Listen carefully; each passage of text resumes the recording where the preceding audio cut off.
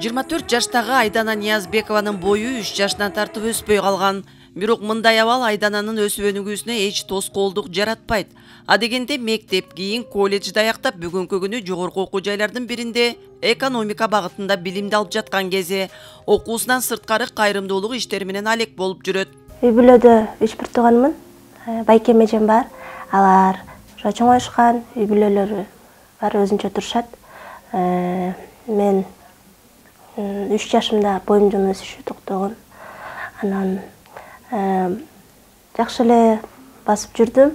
Анан 9-классымда ошо бул жактагы врачтарга көрүнсөк, ошо белимде сынык бар деп чыкты. Өскөн сайын, белге күч келген сайын бут дагы өзүн таштайт экен. Анан ошо кичине басышым кыйындап калды, ошо 9-класстан кийин. Бул оору деген негизи врачтар ошо айтып жүрүштү. Ичте бала пайда болуп атканда эле апам ооруган экен, грипп болуп. Ошондон улам мага өтүптүр. Анан 3 жашымда билинди. 9-классымда ошо операция жасайбыз дешти. Анан баягы нервте жүрөң кызып калган экен. Анан бул жактагы врачтар да кичине кооптонушту. Если орусча айтканда задевать этип алса нервти, белден ылдый кыймылдабай калышы мүмкүн экенин. Анан кичине убакыт керек деп өзүбүз эле үй бүлөбүз менен сүйлөшүп эле токтотуп койдук. Лучше отуруп калгандан көрө ушундай даяк менен бассам дагы жүрө берейин деп азыр пока ойлонуп жүрөбүз ал операция жөнүндө. Балким кийинчерээк. Мектептен физрага катышчумун, чуркачумун да жакшы. Анан ошо 9-классымда эле ошо кичине кыйналып баштадым. Анан колледжге уже кичине кыйналып ал жактан одногруппниктерим тосуп алып уже жетелеп жүрүштү. Анда кичине таяк менен басканга көнөлөк болчумун. Андан кийин уже көнүп, анан азыр Кайдыноктун жардамы менен жүрөм. Апам мени средняя школага берген. Анан ал жактан көп кичинекей кезимде көп мындай балким кичирээк кезимде мындай элдер караганда эмнеге мени карашат деп ичимен ойлончумун. Анан бара кичине элдердин караганына көндүм. Анткени средняя школада окудум. Ал жактан обычный балдар менен окуп, алар менен аралашып, анан ал жактан ошо балдар дагы поддержка беришип, мындай көп мени өзгөчөлүгүмдү кылышкан жок. Кандай деп коет? Белгилешкен жок. Ошолор менен аралашып көп сезген жокмун. Мындай кыйынчылыкты. Бирок мектепте жүргөндө өйдөгө этажга чыгып, ылдыйга түшкөндө классташтарым жардам беришчү. Классташ балдарым сумкаларымды көтөрүп кетишчү өйдөгө. Сен келе бересиң да деп. Баары билишчи алдыңкы партада отурарымды. Үстүнө чыгып кетишкенде коюп коюшчу сумкамды. Дайыма ушинтип жүрүшчү.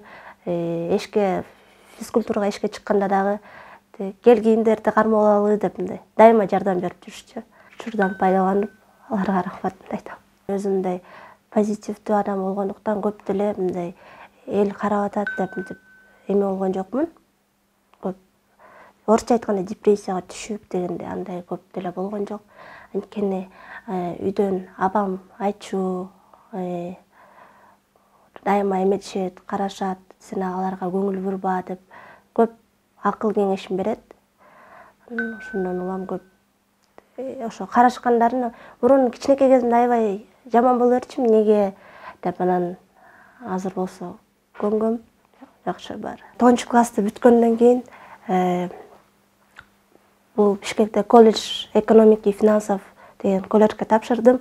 Ал жактан экономист, бухгалтер болуп окуп бүттүм. Буюрса азыркы учурда Кыргыз улуттук университетинде 3-курста окуп жатам. Банковское дело. Учурдан пайдаланып, Калнур агайыма ыраазычылык билдирем. Ошо сен дагы окушуң керек, өсүшүң керек деп өз салымын кошуп, азыр ошо агайдын күчү менен ошо Кыргыз улуттук университетинде окуп жатам. Буюрса бул университетти бүтсөм, жакшы өз профессия менен жакшы жакка иштейм деген үмүттөмүн.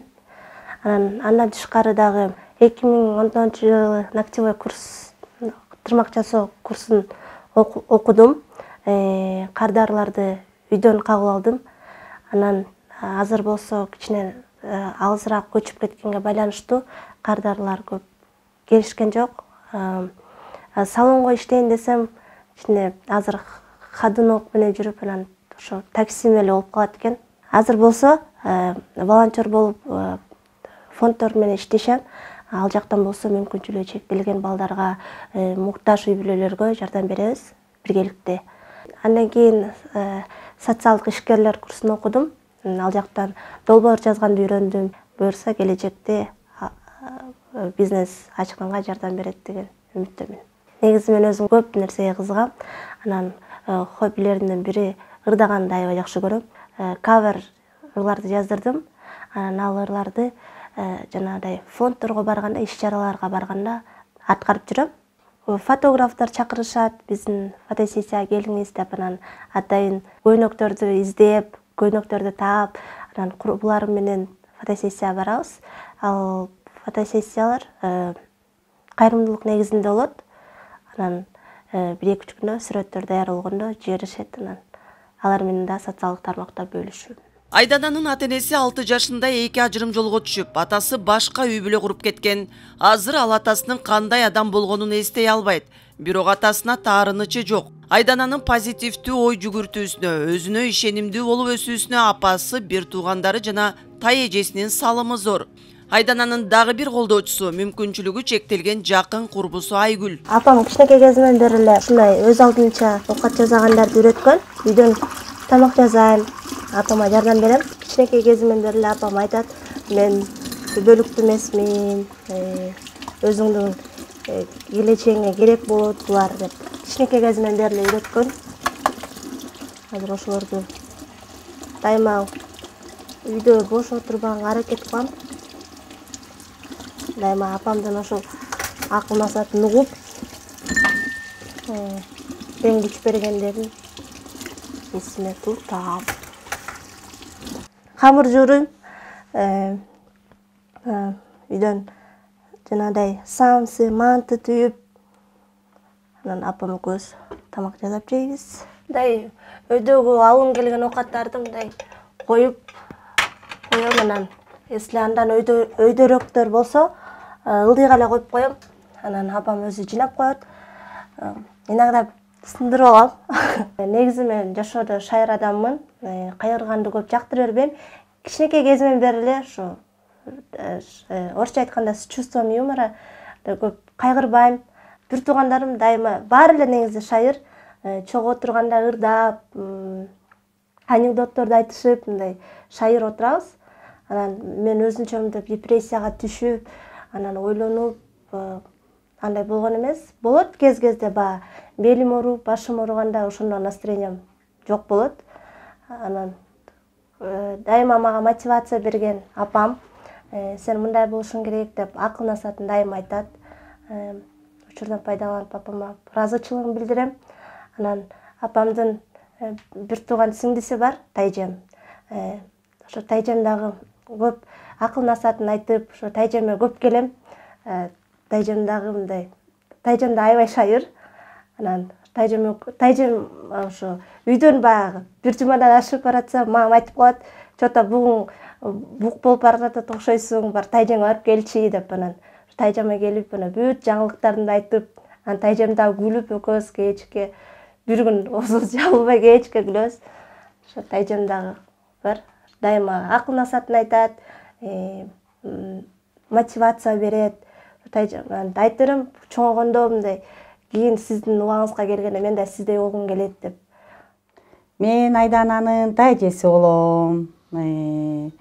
Мамасынан кийинки эң жакын, сырларын айткан, ички дүйнөсүн баягы кенен мага айтып берген, Айрана чөйлөнөсүндө кандай адамдар менен мамиле кылат, кимдер жакын, кимдер кандай көз карашта нерселердин баарын ушу мени менен бөлүшөт.